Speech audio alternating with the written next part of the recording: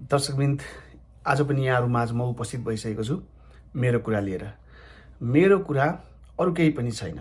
मेरो कुरा मात्रै अहिलेको जुन नेपालको चुनावी सरगर्मी छ, चुनावी सरगर्मी सँगसँगै हामीले सुनिरहेका सामाजिक सञ्जालमा आइरहेका कुराहरूमा केन्द्रित रहनेछ। धेरै रहने छैन, थोरै। मलाई अरू केहीले पनि छोएन। अहिले एउटा सामाजिक सञ्जाल निहाल्ने क्रममा नेकपा एमालेका अध्यक्ष केपी ओलीले एयरपोर्टमा मलाई चेक जाँच भयो, किन यसो गरेको भन्दा माथिको आदेश भनियो।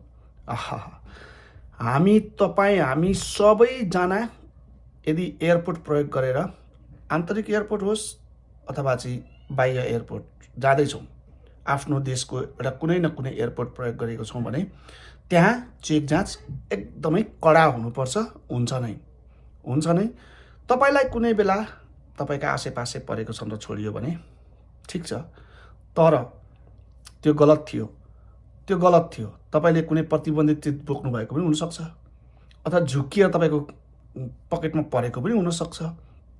यसो त तपाईँमाथि चेक जाँच हुँदैमा त्यत्रो आपत किन र? तपाईँमाथि चेक जाँच किन गरेको भन्दा माथिको आदेश भनेको थिए तपाईँहरूले सिकाएको हो नि। माथिको आदेश भन्न त होइन र कर्मचारीलाई? माथिको आदेश तपाईँहरूले कति दिनुहुन्थ्यो होला नि त? हो, त्यही माथिको आदेश भन्यो उनीहरूले। अरू केही भन्न सक्ने ठाउँ थियो, तर माथिको आदेश केपी शर्मा ओलीको शरीर चेक जाँच गर भनेको त नहुन सक्छ। त्यति गिरेर त पक्कै पनि नेपाल सरकार लागेन होला, अहिलेको सरकार त होइन। तर तपाईँले यस्तो सानो सानो कुराहरू देखाएर चुनावमा अब आन्दोलनमा अब जानुपर्ने हो कि चुनाव नगरिकन भन्ने कुरा गर्नुभएको रहेछ। बडो हास्यास्पद। तपाईँ हुन त हँसाउन खप्पिस हुनुहुन्छ, तर बडो हास्यास्पद। यतिसम्म नगिर्नु भएको भए हुन्थ्यो होइन। अनि सबैले लखेट्ने रासोपालाई लखेट्नको लागि, बालेनलाई लखेट्नको लागि तपाईँहरू अब आन्दोलनमा जान लाग्नुभएको हो। माफ गर्नुहोस्, तपाईँहरूले अब आन्दोलनमा जान लाग्नुभयो भने जेनजी विद्रोह गरेका जनताहरू पक्कै पनि चुप बस्दैनन् होला।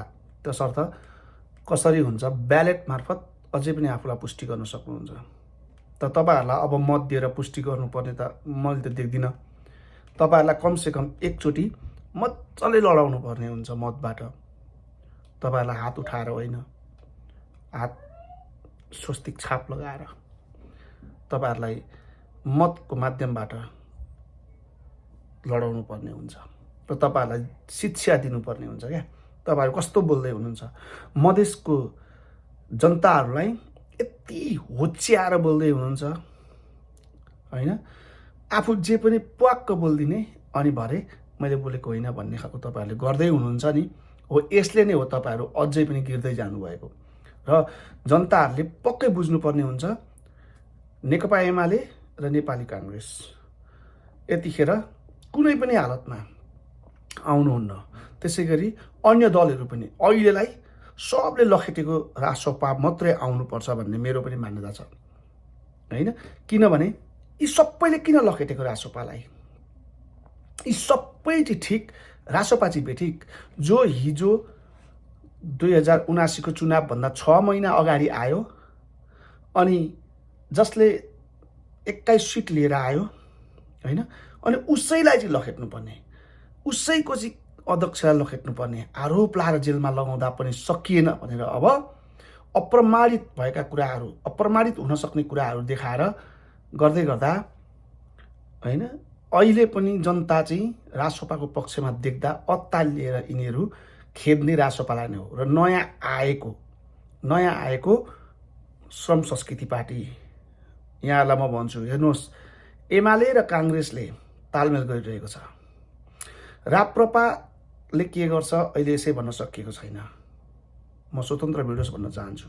एउटा राजा फर्काउने आन्दोलन बोकेर हिँडेको राप्रपा एक्लै भिडियोस्, बरु सिट नल्याओस् भन्न चाहन्छु होइन। र एकचोटि त अझै भन्ने हो भने एकचोटि बरु राप्रपाले पनि रासोपालाई सघाओस् भन्न चाहन्छु म। रासोपालाई सघाओस् र सबैलाई सक्नुहुन्छ भने हर्क श्रम संस्कृति पार्टीले पनि रासोपासँग तालमेल गरोस्। कुनै ठाउँमा ठिक छ, हर्कजीको पनि केही साथीहरूले जितेर आउनुहोस्, तर आएर हेर्नुहोस्, तपाईँले भोलि बिक्री हुनेको नेकपा एमाले काङ्ग्रेस माओवादी नेपाली कम्युनिस्ट पार्टीसँग बिक्री हुने भन्दा अरू जसरी मधेसवादी दलहरू पहिले बिक्री हुनुहुन्थ्यो त्यसरी बिक्री हुने भन्दा चाहिँ तपाईँहरू बिक्री नहुने गरी है बरु नयाँ शक्तिहरू मिलेर आउनुहोस्। नयाँ शक्तिहरू चाहिँ एक आपसमा छलफल गरेर बरु तालमेल गर्नुहोस् र एउटा कमसेकम बहुमत लिएर आउने गरी आउनुहोस् होइन।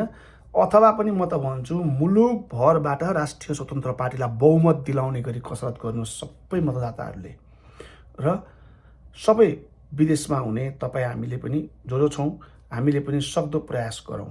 हामीले सुसूचित गरौँ जनतालाई होइन, सुसूचित गरौँ मतदातालाई कि राष्ट्रिय स्वतन्त्र पार्टीलाई यसपल्ट मत दिनपर्छ।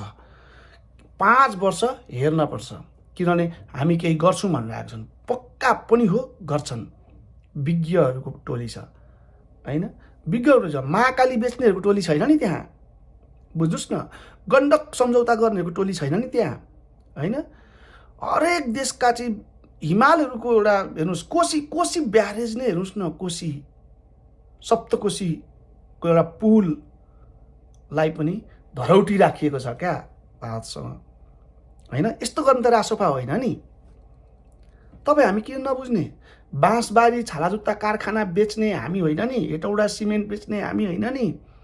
सबै कुरा गर्ने त पुराना दलहरू हुन् नि, रासोपा होइन नि भनेर रासोपाले भन्दै गर्दा हामी किन नबुझ्ने?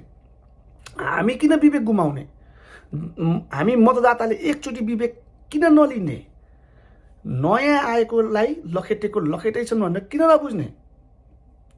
चारैतिरबाट घेरिरहेको छन् भनेर किन नबुझ्ने? यतिखेर हेर्नुहोस्, यी सबैले घेरेको बेला जनताले हेरिदिए भने नि पक्का पनि यिनीहरू ट्वा पर्नेछन् क्या 5 वर्षको लागि। र यिनीहरूले रासोपाले गलत गरेको खण्डमा खबरदारी गर्न पाउँछन् र यदि रासोपा गलत बाटोमा गयो भने यिनीहरूले खबरदारी गरेर पक्कै पनि अर्को पटक आफूलाई स्थापित गर्न सक्छन्। होइन भने रासोपालाई 5 वर्ष दियौँ भने नि यिनीहरू फेरि उठ्न सक्दैनन्। यो चाहिँ तपाईँ हामीले बुझेको छौँ र यिनीहरूले पनि बुझेको छन् र खेदिरहेका छन्। रासोपाको बहुमत आयो भने हामी फेरि उठ्न सक्दैनौँ। यो देशमा रासोपाले कब्जा गर्छ देश, रासोपामय बन्छ देश, घन्टीमय बन्छ देश अनि विकासका पूर्वाधारहरू त्यही किसिमले गर्ला। विकासको पूर्वाधारको विकास गर्ने काम त स्थानीय निकायको हो, स्थानीय तहको होइन। यसले नीति निर्माण यसरी गर्ला ताकि सिस्टम यसरी बसाउला देशमा ताकि जनतालाई सुविधा होस्। त्यो पक्कै गर्छ रासोपाले भन्ने छ। अस्ति थोरै अवधि रासोपाका नेताहरू थोरै समय मन्त्रीमण्डलमा जाँदै गर्दा हामी देखेको होइन र? पासपोर्ट कार्यालयको कुरा सुनेको होइन र? राजधानी विभागको होइन, यातायातको सुनिएको होइन र? भनेपछि शिक्षामा सुनिएको होइन र? होइन, इभन महावीर पुन आउँदै गर्दा हेर्नुहोस् न, शिक्षामा स्वतन्त्र आउँदै गर्दा यिनीहरूले कत्रो वर्ष देश चलाएको थिए त? केही छैन नि। तर अब तपाईँ हामीले बुझ्नुपर्छ र भोलि महावीर पुन पनि जितेर आउनुभयो भने रासोपालाई नै सहयोग गर्नुहुन्छ क्या। किनभने उहाँले अस्ति भनिराख्नु भएको थियो नि त, नयाँहरू मिल है भाइ हो, नयाँका भाइहरू मिल, टुटफुट नगर भन्दै हुनुहुन्थ्यो नि। तथापि पनि हर्कजीको कानमा बतास लागेन होइन, कुलमानजीको कानमा बतास लागेन, कतैको हताश लाग्यो। कोही हताश भएको देख्नुभयो र उहाँहरू आफ्नो बाटो लिनुभयो।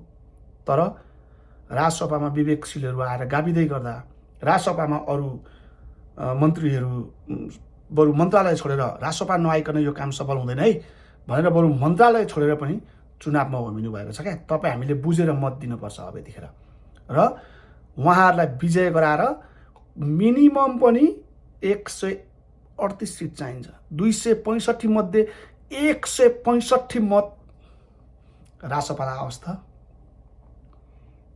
एकदमै प्रार्थना गरौँ।